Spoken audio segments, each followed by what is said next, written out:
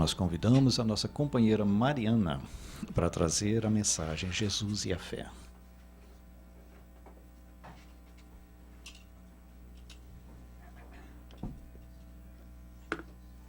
Muito bom dia a todos. Primeiramente, eu queria dizer que é uma alegria muito grande estar aqui. A gente é ciente das nossas limitações, mas o que realmente nos move é a alegria em compartilhar as reflexões em torno do Evangelho do Mestre. Eu começo com um convite à caridade, porque a pessoa que vos fala está um pouco nervosa. Sejamos generosos, caridosos e pensemos, ela vai melhorar. O tema para a nossa exposição de hoje é Jesus e a Fé. Mas antes de falarmos de Jesus, eu queria fazermos algumas considerações para que melhor entendamos a magnitude desse Espírito, para que melhor entendamos quem é Jesus. O Livro dos Espíritos começa com uma questão: o que é Deus? E os Espíritos respondem a Kardec: Deus é a causa primária de todas as coisas, a inteligência suprema do universo. Então, parto do pressuposto que aqui hoje todos nós acreditamos na existência de Deus. Porque se Deus não existisse, como que se daria a criação de todo o universo? Acreditar que o acaso e que o nada podem formar perfeições é o mesmo que irmos até uma loja de material de construções e lá a gente compra portas, janelas, as paredes, os canos, as lâmpadas. Levamos tudo aquilo a um terreno baldio e ali nós explodimos tudo isso. Podemos nós acreditar que uma casa perfeita, pronta para morar, vai se formar dessa explosão? Não podemos. Da mesma forma, o universo. Nós não podemos acreditar que matéria, átomos, eles se juntem de forma desordenada, de forma desregulada, e a partir de explosões, universos, planeta, o cosmos, possa se formar. Há que existir um poder inteligente por trás disso. E esse poder inteligente é Deus. É a força que controla a harmonia do universo. Então, dessa forma, Deus, ele existe de todo sempre. Deus é eterno. E Deus, ele cria, e a criação de Deus é infinita. De todas as questões que podemos fazer, é como Deus cria. E essa é a resposta mais fácil. Nós não sabemos. A criação divina não nos é dado conhecer ainda. Mas uma coisa nós sabemos: Deus é o único que cria espíritos. E Ele os cria todos iguais, simples e ignorantes. O ponto de partida para todos os espíritos é o mesmo: a simplicidade no que se diz da forma. Se compararmos uma bactéria a um corpo humano, nós percebemos que a complexidade da estrutura de um corpo humano é muito maior do que a de uma bactéria. E do conhecimento, nós somos criados ignorantes porque nós não conhecemos, nós não sabemos. E assim se dá o nosso começo da nossa evolução. E através de sucessivas reencarnações, nós vamos nos desenvolvendo moralmente e intelectualmente, razão e sentimento. Há, portanto, diferentes ordens de espíritos, porque se o que difere da criação de um espírito para outro é o tempo. Alguns são criados há mais tempos e outros espíritos criados recentemente. Então, nós temos diferentes ordens de espíritos, e eles diferem entre si pelo grau de perfeição que já tenham alcançado, pelas qualidades que já adquiriram e pelas imperfeições das quais eles ainda têm que se despojar. Das ordens gerais, nós temos 3 categorias: os espíritos imperfeitos, os espíritos bons e os espíritos puros. Dentro dos espíritos imperfeitos, há a total predominância da matéria sobre eles. A presença do orgulho, do egoísmo, da inveja. Há neles a propensão ao mal. Eu não vou falar muito de espírito imperfeito, porque de espírito imperfeito a gente entende. Temos, então, os espíritos bons, que eles já aliam o saber às qualidades morais. Os espíritos bons, enquanto desencarnados, são os conhecidos como os anjos da guarda, os espíritos protetores, e eles trabalham para auxiliar o homem, desviando o homem do caminho do mal. Sempre lembrando que eles auxiliam, eles não escolhem por nós. Eles respeitam até o último limite o nosso livre-arbítrio, mas eles se esforçam para nos manter no caminho do bem. E quando encarnados, esses espíritos, porque apesar de serem bons, ainda há influência da matéria sobre eles, ainda há imperfeições a serem depuradas, mas quando encarnam, já são pessoas de bem, que fazem o bem pelo prazer de fazer o bem. E por fim, os espíritos puros. Nos espíritos puros não há mais qualquer influência da matéria sobre ele. Eles já adquiriram total superioridade moral e intelectual. Os espíritos puros, no livro A Caminho da Luz, do Emmanuel nos relata que existe uma comunidade de espíritos puros e eleitos pelo Senhor da vida que trabalham diretamente com o Pai. Esses espíritos puros, eles são ministros, mensageiros de Deus. E no topo da escala dos espíritos puros, há os Cristos. Os Cristos são espíritos que, após cumprir toda a jornada de espírito puro, eles ainda alcançam um nível maior. Na Revista Espírita de 1868, a edição de fevereiro, Lacordaire nos afirmam que eles têm uma luz indefinível, uma luz que é própria dos espíritos crísticos. Dessa comunidade de espíritos crísticos, Jesus é um dos membros. Então, da formação do planeta Terra, nós tínhamos Jesus no controle e uma comunidade de espíritos puros trabalhando em conjunto para a formação do planeta Terra. Por isso que, na questão 625 do Livro dos Espíritos, Kardec questiona: qual o tipo mais perfeito que Deus tem oferecido ao homem para lhe servir de guia e modelo? E a resposta é Jesus.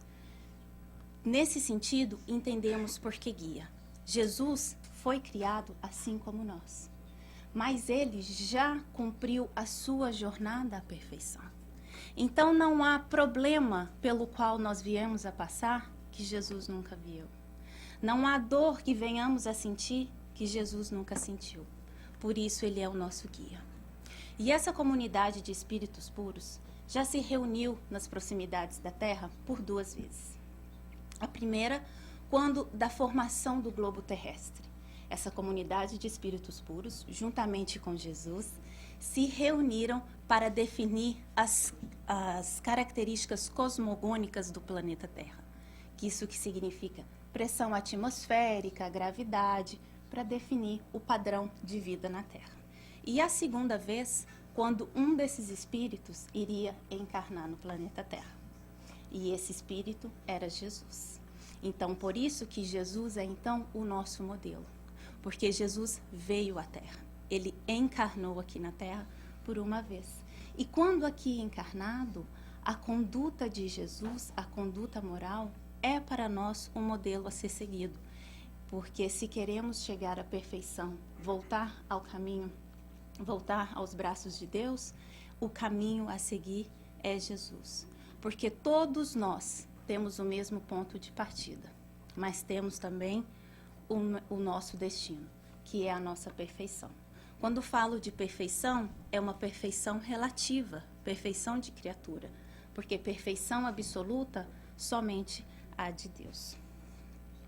E Jesus é então o nosso modelo, porque há 2000 anos, quando ele veio, a sua vinda na Terra foi tão significativa que Jesus mudou o curso da história humana. O tempo passou a ser dividido em antes e depois dele.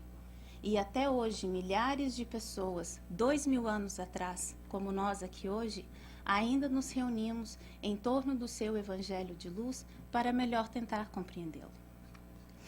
E eu vou ler para nós agora a passagem do evangelho que se intitula A Cura de um Leproso.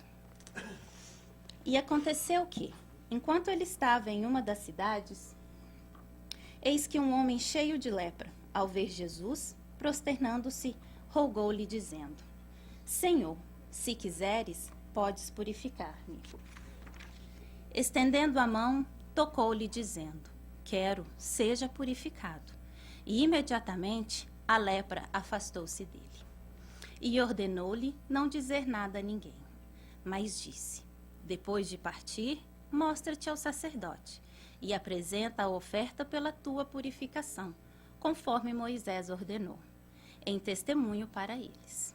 Difundia-se ainda mais a palavra a respeito deles. Muitas turbas se reuniam para ouvir e serem curados de suas enfermidades. Ele, porém, estava se retirando a lugares ermos e orando. Essa passagem, quando nós temos um grupo de estudo aqui na casa, do estudo do Evangelho de Lucas. Quando nós estudamos essa passagem, ela muito me marcou, porque às vezes a gente faz uma leitura rápida do Evangelho e a gente faz apenas uma leitura superficial, a gente não consegue absorver tantos elementos valiosos que podemos encontrar nessa passagem. E à medida que nós formos analisando, nós vamos ver que nada do que Jesus disse foi fortuito. Nenhum gesto de Jesus não tinha significação. E que se a gente tem mesmo esse desejo de melhorar, de progredir, é interessante que compreendamos melhor o Evangelho. Lembrando que aqui é uma das possíveis interpretações a serem feitas. A gente não pretende encerrar em 50 minutos, 1 hora, todas as interpretações possíveis. E a gente sempre faz um estudo à base da doutrina espírita. E o primeiro versículo, então, diz para nós que Jesus estava em uma das cidades. Por que isso é interessante a gente pensar? Não nos fala que Jesus estava fora da cidade ou nos arredores da cidade, mas que ele e o leproso se encontravam na cidade. E aqui nós temos o primeiro fator. A lepra na época de Jesus era uma doença muito séria. Ela não tinha cura e era extremamente contagiosa. Então, a pessoa, se fosse detectada nela a doença, essa pessoa ela era expulsa do convívio da sociedade. E ela, então, era mandada, ia viver aos arredores das cidades, nos chamados Vale dos Leprosos. Então, se esse homem estava na cidade, ele já estava, então, quebrando uma lei, porque ele queria estar com Jesus. E, ao fazer isso, ele corria o risco de ser morto, porque ainda hoje em dia existe a lepra. Há muitos casos ainda na Índia, mas a diferença é que hoje nós já temos o tratamento. A lepra é uma doença que ataca a epiderme da pele e ataca o sistema nervoso, criando úlceras e nódulos, e é extremamente doloroso. A doença também é conhecida como hanseníase, ou mal de Hansen, porque o descobridor da doença foi Gerhard Hansen, e ele descobriu e criou também os antibióticos. Então, hoje, a doença tem tratamento. Após 3 semanas de tratamento, a lepra não está curada, mas ela já deixa de ser contagiosa. E já é preferível dizer hanseníase, porque a palavra lepra carrega um sentido muito negativo e é usado às vezes de forma pejorativa, ainda hoje nos nossos dias. Então, imaginar como era essa doença há 2000 anos atrás, realmente a situação de quem tinha lepra era uma vida de extrema solidão, de extrema dor e abandono. E aquele homem, então, se aproxima de Jesus e, de forma muito sincera, ele roga e pede a Jesus que o limpe, que o purifique. Porque a lepra, para aquele povo representava uma impureza. A visão de Deus do povo daquela época era um Deus que punia, um Deus que castigava. Então, se você tinha lepra, como diz o Alberto Almeida, dizia que você tinha uma encrenca qualquer com Deus. Deus estava bravo com você. Obrigada. Então, se você viesse a se curar, você deveria ir ao templo e fazer uma oferenda ao templo para agradecer, porque isso era considerado uma impureza. Então, a fé desse homem era tamanha que ele se arriscou a entrar na cidade e prosternar-se diante de Jesus. Aqui fica claro para a gente a fé e a humildade, requisitos básicos para que a gente consiga as curas da nossa vida.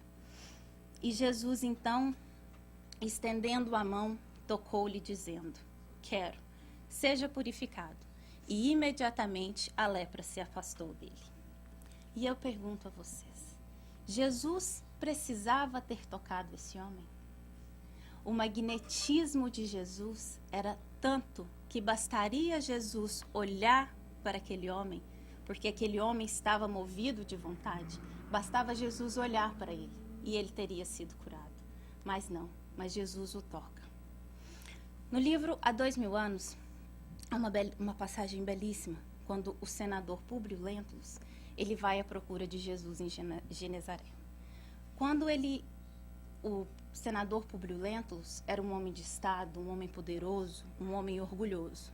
E ele tinha em casa uma filha doente.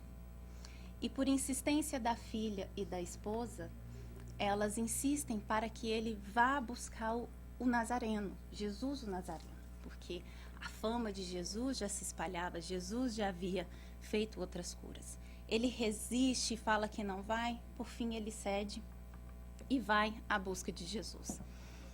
Quando ele chega em Genezaré, ele se senta num banco de pedra e começa a reflexionar e pensar, mas como eu, um homem de Estado, poderoso, nobre, um romano, como que eu vou me comunicar com aquele Jesus, um nazareno, um pescador, aquele homem sem cultura, porque era essa a visão do senador de Jesus. E ali perdido em suas reflexões, quando de repente ele sente que a atmosfera ao seu redor se modifica. E ele sente uma energia, uma força muito grande. E ele então vê se aproximar um homem jovem, de indefinível beleza e bondade. Públio Lentulus se desmancha em lágrimas, perde o controle da fala, não consegue dizer nada, mal consegue respirar. E Jesus então olha para ele e fala: senador, me procuras? Aí o homem desmancha mesmo em lágrimas. E Jesus então, num diálogo muito forte, muito bonito, diz para ele: sim, salvarei a sua filha, mas não por causa do seu coração confuso e revoltado, mas porque você tem em casa um coração bom, um coração movido pela fé, e a fé é divina. Jesus se referia à esposa de Públio Lentulus. Então Jesus tinha conhecimento de tudo que passava ao seu redor. Públio não conseguiu dizer uma palavra. No entanto, Jesus sabia exatamente tudo o que passava no seu íntimo. E por isso eu pergunto: precisava Jesus ter tocado o leproso para que a cura se efetuasse? Não. Jesus o faz por extrema misericórdia, por extrema compaixão. Porque aquele homem vivia em situações de abandono inimagináveis. Há quantos anos deveria estar aquele homem sem um contato de amor, sem um toque de carinho, sem demonstração de afeto? Porque a vida deles era tão complicada que, caso eles fossem até a cidade, eles deveriam tocar um sino e avisar que eles se aproximavam. As pessoas então deixavam alimentos, roupas nas ruas, fechavam as portas, eles então pegavam o alimento e eram retirados da cidade novamente. Se alguém se aproximasse deles, eles deveriam gritar: impuros, impuros. Então eles viviam em extrema solidão. Então quando Jesus o toca, Jesus o faz por amor. E naquele momento é como se Jesus o trouxesse novamente à vida, porque aquele homem estava vivo, mas ele estava morto para a sociedade. E Jesus ordenou-lhe não dizer nada a ninguém, mas disse: depois de partir, mostra-te ao sacerdote e apresenta a oferta pela sua purificação, conforme Moisés ordenou em testemunho para eles. Jesus pede a discrição ao leproso por dois motivos, por vários motivos. O primeiro deles, na sociedade judaica do povo do tempo de Jesus, o centro da vida do povo judeu era o templo. Tudo girava em torno do templo. E quem comandava as atividades no templo eram os sacerdotes. Se a pessoa tivesse um problema, se a pessoa tivesse impura ou cometesse um pecado, essa pessoa deveria usar um animal, levar até o templo, fazer uma oferenda, cumprir esse ritual para que ela fosse purificada. Esse era o processo de purificação no templo. Então, quando Jesus purifica o leproso, de uma forma direta e indireta, Jesus estava atrapalhando com os negócios do templo. Porque no caso da lepra, quando você era curado, você deveria oferecer um cordeiro em agradecimento a Deus. Mas quando as pessoas chegavam no templo com os animais dela, o que os sacerdotes falavam? Eles diziam que aquele animal era impuro, que aquele animal não era perfeito, que aquele animal, a imolação daquele animal não seria aceita por Deus. Mas eles falavam: mas eu tenho aqui no templo o meu cordeiro, e ele é puro e perfeito. Então, era muito rentável ao templo fazer esses sacrifícios. Jesus, então, estava curando e perdoando pecados sem a necessidade do templo. Não é de se dizer que os sacerdotes ficaram bastante irritados com Jesus.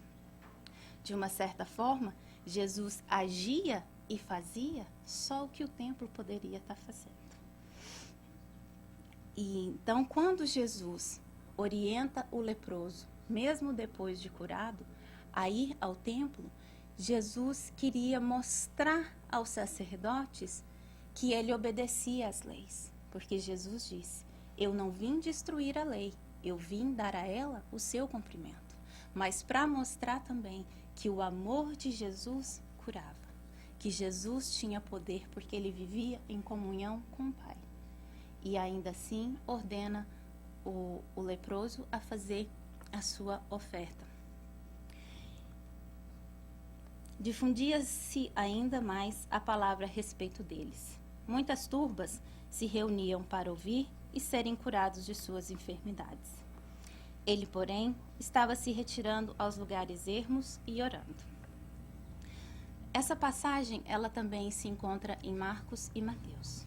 Na passagem de Marcos, em 1,45, nos diz que o próprio leproso, após ele ser curado, ele foi uma das pessoas que saiu divulgando ainda mais sobre Jesus.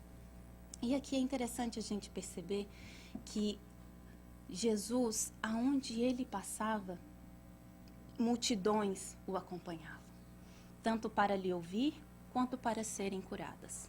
Em outras passagens do Evangelho, no começo do Evangelho de Lucas também, nos é dito que aquela multidão se reunia e Jesus curava a todos. Então, as notícias, a fama de Jesus, ela se propagava muito. Por isso, o cuidado dele em pedir silêncio, em pedir discrição.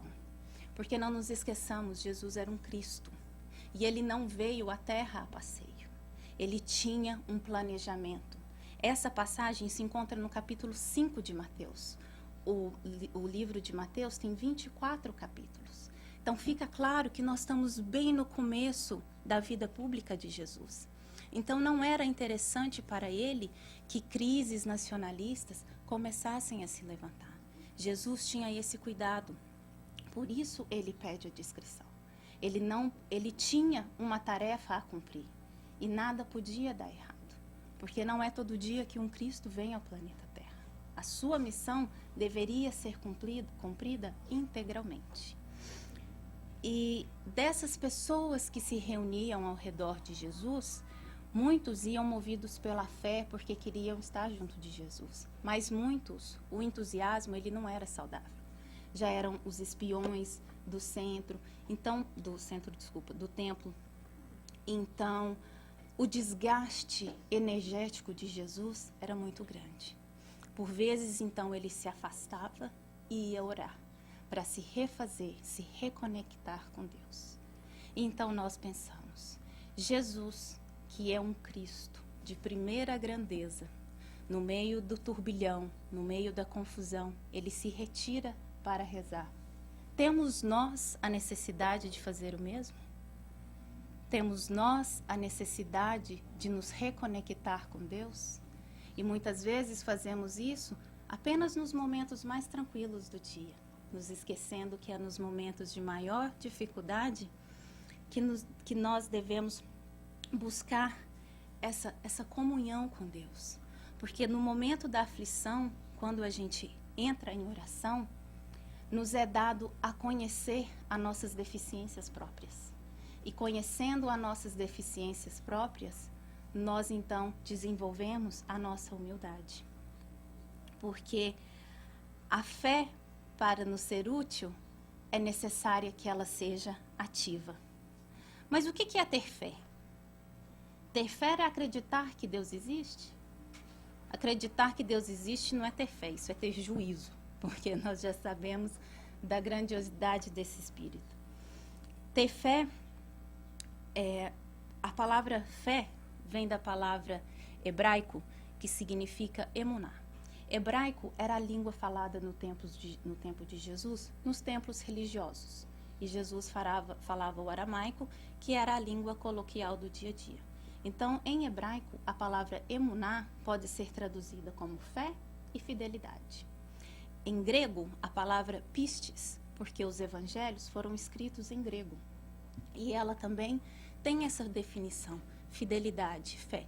E em latim, do qual se origina a nossa língua, a palavra é fides, e também tem esse mesmo sentido de fé e fidelidade. Nesse sentido, há que a gente pensar que, então, ter fé culmina em ter confiança em Deus. Porque acreditar que Deus existe, isso é básico, isso é primário. A necessidade que nós temos é confiar que Deus nos guia. Quando tudo parece que está errado na nossa vida, quando nada que planejamos parece que dá certo, é nesses momentos que você para e fala, Deus me guia. Eu confio que eu posso não entender, mas eu confio porque Deus sabe o que é melhor para mim. Isso é confiança em Deus. Para falar um pouco mais de confiança, eu trouxe uma história do livro Famílias, Desafios e Realizações, do Moacir Lima, que ela exemplifica bem essa questão da confiança. Se é verdade, eu não sei, só sei que foi assim. Ele nos conta que um alpinista, certa noite, escalando uma montanha, e estava uma nevasca e já era noite, o alpinista deveria parar e prosseguir no dia seguinte, mas o alpinista decide seguir com a sua escalada. Quando do meio da montanha, ele então sofre uma queda. E à medida que ele vai caindo, então, ele pensa, bom, vou morrer agora mesmo, porque abaixo só abismo. Passa então aquele filmezinho na vida do alpinista, quando de repente ele sente um baque. Ele então estava preso a uma corda e a uma das estacas na montanha. E ali, sozinho, confuso, escuro, ele então pensa, meu Deus, eu vou morrer, me ajuda, meu Deus, eu preciso de ajuda. E ele então escuta uma voz que disse, corta a corda. O alpinista pensou, falou, bom, mas eu peço ajuda a Deus, eu escuto uma voz, e essa voz me pede para cortar a corda, a única coisa que me mantém vivo, porque ele acreditava, abaixo dele, ter apenas um abismo. E ele então reluta e ele fala, Senhor, Senhor, me ajuda. Se queres que eu te ajude, corta a corda. Porque Deus mesmo disse para nós, ajuda-te que o céu te ajudará. A fé, ela é ativa. A gente precisa fazer a nossa parte. Há que ter a nossa participação. E ele mais uma vez implora: Senhor, me ajuda. Se queres que eu te ajude, corte a corda. Ele fica confuso, fica em dúvida, fica relutante e ele então não corta a corda e acaba morrendo. No dia seguinte, a equipe de resgate o encontra, morto, congelado, e ele estava a 1 metro de distância do chão. Cortar a corda que ele acreditava que o mataria era, na verdade, o único que iria se salvar. Ele ouviu uma voz, ele tinha certeza, mas ele não confiou. E é nesse sentido que a doutrina espírita nos convida a uma fé raciocinada. Não mais aquela fé do que se acredita porque é, mas acredita-se porque é verdadeiro. E o que é verdadeiro, ele o é à luz ou na sombra. Então, há que se pensar e acreditar num Deus, mas questionarmos nesse Deus. A doutrina espírita, o seu primeiro livro, é um compêndio de questões, de dúvidas. Há que duvidar, há que questionar, porque questionando, melhor nós entendemos. Porque nós já acreditamos e nós sabemos da existência de um Deus que é amor. Nós temos um Jesus que é nosso guia e modelo. Então, nós já temos, sim, condições de nos sintonizar com a espiritualidade superior.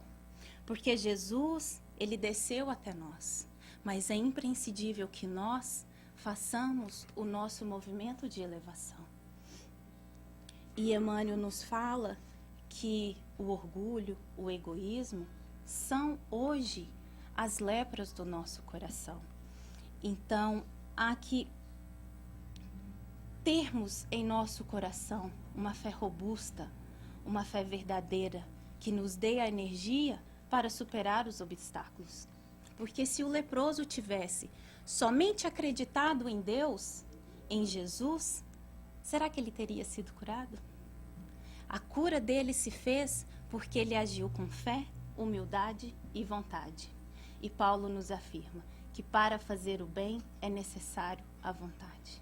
Então que façamos nós esse movimento de atravessarmos as nossas dificuldades, sairmos nós da nossa gruta, do nosso egoísmo e buscar Jesus. Nós já tivemos o nosso coração tocado pelo Mestre. Nós já conhecemos o que é o amor de Jesus, mas há pessoas lá fora que não o conhecem. Há pessoas sedentas de amor lá fora. Que levemos nós, então, o toque de Jesus, esse toque de amor, àqueles que não o conhecem. Não falo de subjugar ninguém a nossa fé e impor as nossas crenças, mas demonstrar em atitudes e principalmente em sentimentos. Precisamos educar os nossos sentimentos de amor, de bondade e levar tudo que já colhemos do ensinamento do Cristo àqueles que nos cercam. Quando falamos em Jesus como modelo, às vezes fica difícil porque Jesus fez grandes coisas, sim, mas Jesus amava a simplicidade. Jesus adorava acordar cedo e ir pescar com seus discípulos. Jesus adorava conversar com as pessoas e ele o fazia com muita bondade, com muita paciência. E a gente se pergunta, temos nós sabido ouvir? Temos nós ouvido ao próximo?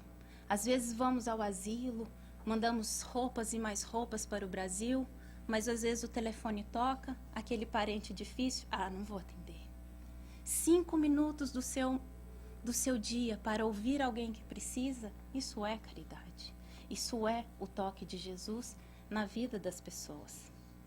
E que saibamos ouvir. Tem um poema muito bonito da Alta de Souza, intitulado Mensagem Fraterna, que ele fala: meu amigo, tuas preces mais singelas são ouvidas no espaço ilimitado, mas sei que às vezes chora ante o silêncio da força que interpelas. Volta ao teu templo interno e abandonado, a mais alta de todas as capelas.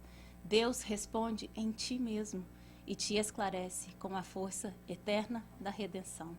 Compreenderás a dor que te domina, sobre a linguagem pura e peregrina da voz de Deus em luz de redenção.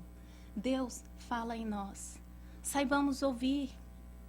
tirar um tempo, silenciar, refletir, porque Jesus transformou a água em vinho, Jesus multiplicou pães. E nós queremos hoje aprender a multiplicar, mas não sabemos ainda dividir o pão que temos. Não sabemos ainda sentar. Jesus adorava sentar e almoçar e ter refeições com seus discípulos. Como nós fazemos nossas refeições? É cada um no seu quarto. Vamos aproveitar esses momentos e conversar, questionar como foi seu dia, o que te aflige. São essas pequenas situações em que nós demonstramos aquilo que já sabemos de Jesus. Porque vivemos a era do ter para si. E cada vez a angústia se faz porque parece que nunca é suficiente.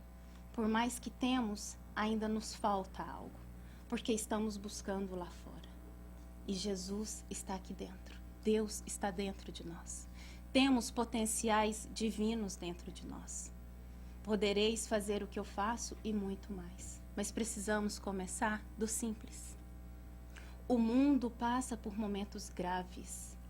Degradação de valores morais, vícios de todas as naturezas, a violência de um nível assustador. Parece que o caos tomou conta do mundo. Jesus criou o mundo e tirou férias. Mas não desanimemos diante do mal. Jesus está no leme, nos afirma Eurípides Barçanufo. O mestre do amor, o mestre da sensibilidade, ele nos ama. E ele cuida por cada um de nós. Confiemos no mestre, confiemos em Deus. O momento é de mudança. E Chico Xavier nos afirmava que o processo evolutivo, ele se dá através da desidratação. Ou você desidrata chorando, sofrendo, ou você desidrata suando, trabalhando. Trabalhemos. Trabalhemos pelo nosso bem, pelo bem do nosso próximo, pelo bem do planeta. Jesus não está triste, ou muito menos arrependido. Ele está, sim, ansioso, nos esperando de braços abertos para que assumamos as rédeas da nossa reencarnação. Porque, invariavelmente, todos nós avançamos, todos nós evoluímos. A diferença é que há os conscientes e os inconscientes disso. Façamos nós parte do grupo consciente, consciente do nosso papel do mundo. Porque temos um Deus que nos ama, um Jesus que nos guia e uma doutrina que nos esclarece. E para finalizar, uma história do irmão X, intitulada No Caminho do Amor. Conta que certa vez, Jesus caminhava pelas estradas de Jerusalém, quando uma jovem, uma mulher muito bonita, se aproxima de Jesus. Ela então olha para Jesus e fala: Nazareno, vê aquela casa de perfumes logo ali? Então, eu possuo aquela casa de perfume. E muitos dos peregrinos que por aqui passam, até lá eles vão para se refazerem da viagem. Vem comigo, Nazareno. E Jesus permanecia em silêncio. Ela então diz para ele: Te alimentarei com o melhor pão, com os melhores peixes. Tomarás do melhor vinho e te adoçarei com o mel das mais doces tâmaras. Vem comigo, Nazareno.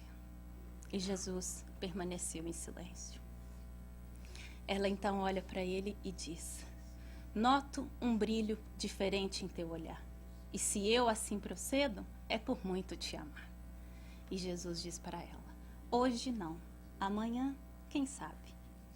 Ela então se afasta, irritada pela negativa de Jesus, dizendo impropérios, e vai embora. 2 anos se passam e Jesus novamente passando por aquela região, quando uma anciã vem ao encontro de Jesus. Nazareno, Jesus, venha socorrer uma criatura de Deus que está em tamanha aflição. Jesus não pergunta a quem, nem aonde, e acompanha a mulher. Quando ele vai se aproximando, ele então reconhece a casa de perfumes. A luxúria, a beleza, deram lugar ao abandono e às ruínas.